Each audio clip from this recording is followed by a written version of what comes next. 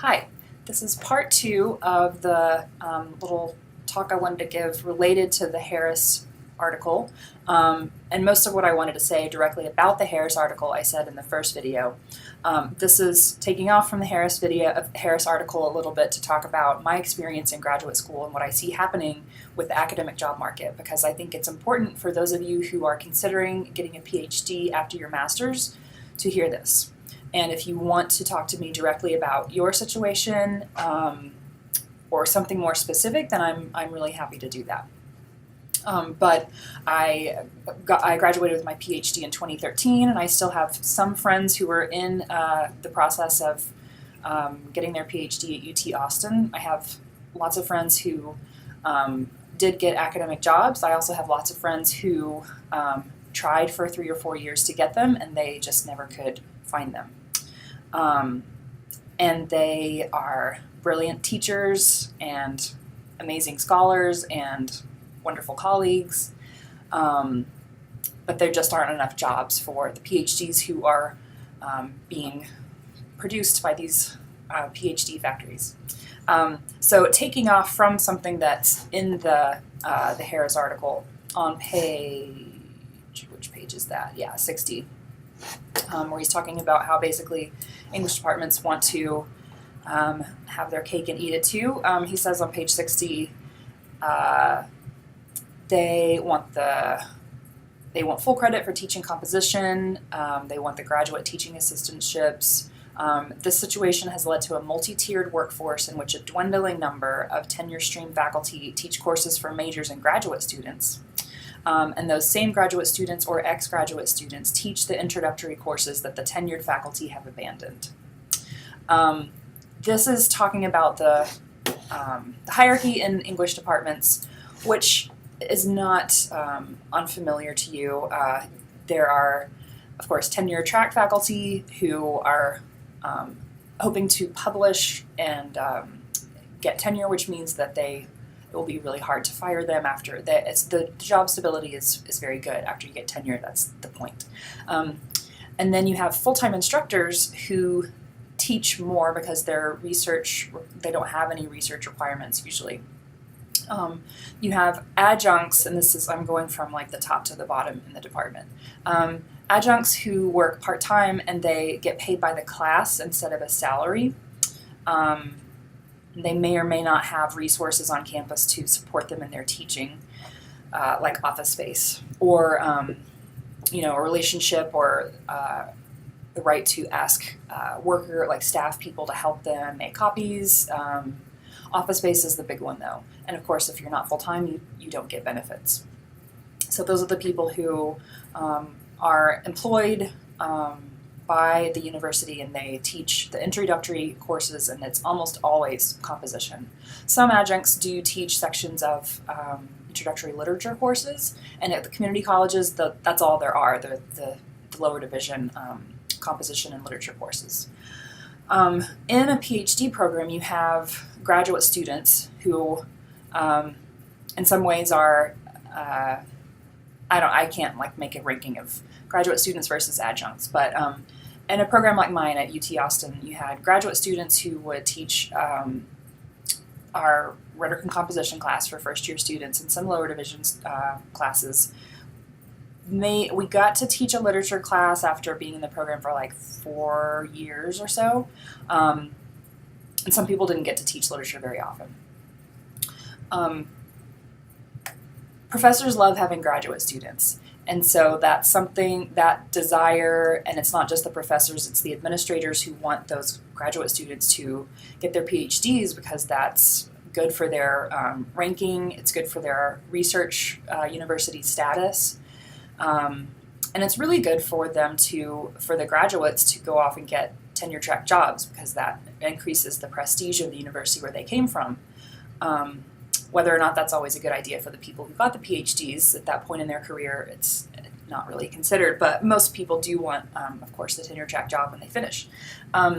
So the professors want the graduate students because it's also very rewarding to teach graduate students, which is not really something I expected. I didn't want to teach graduate students actually when I was on the job market, I loved working with undergraduates. But I found, even in these online classes, which are less than perfect, we don't have the kind of relationship I would really like with graduate students.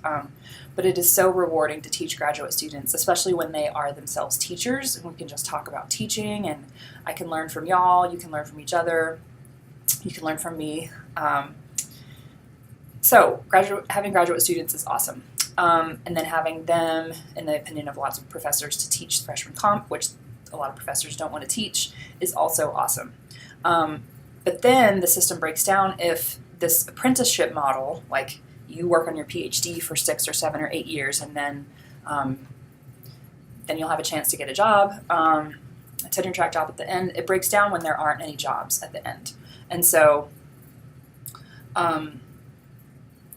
the system is pretty broken, and you can find tons of articles on Inside Higher Ed, a Chronicle of Higher Education, a wonderful blogger and professional career coach called The Professor Is In, lots of like ex-academic blogs, and I can put you in touch with some of my friends who would love to be in the academy and be a professor, but they just can't find the jobs, and so they've gone into the tech industry, or many of them are still adjuncting, but getting to the end of the period where they can realistically keep doing that, because a lot of people will say, okay, well, this year I didn't get the tenure track job or the full-time job, which is also a good job as a lecturer.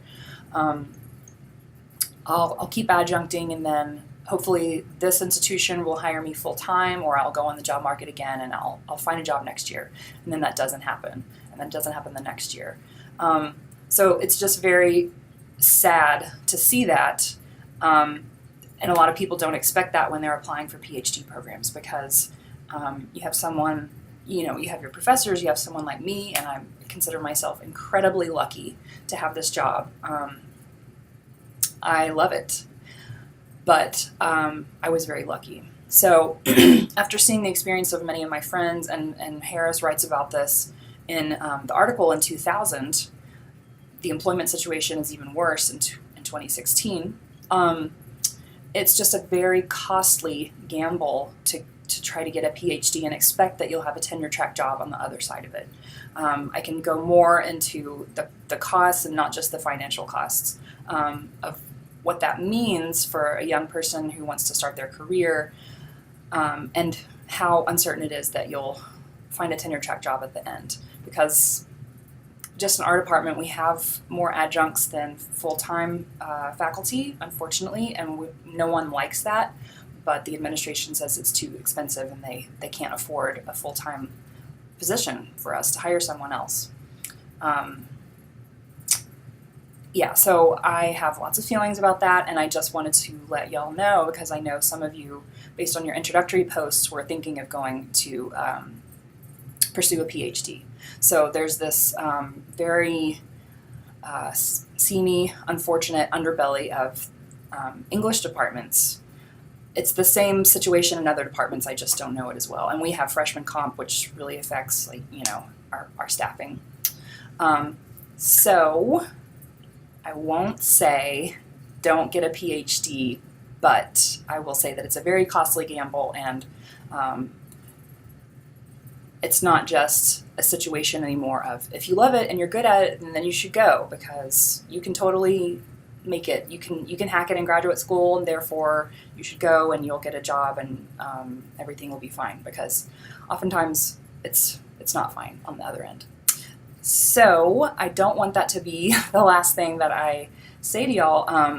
I'm going to get caught up on your blog posts, your discussion board posts, and you have your papers. You will be revising those, and just to let you know, I'll be grading those during finals time, and I will be happy to give you comments after the semester is over, but I'll probably just put a grade on it. And if you're really interested in pursuing that, or working on it more, or asking me, having a conversation about the work that you did, I'm happy to do that in the summer. So maybe this won't be the last video. I hope not.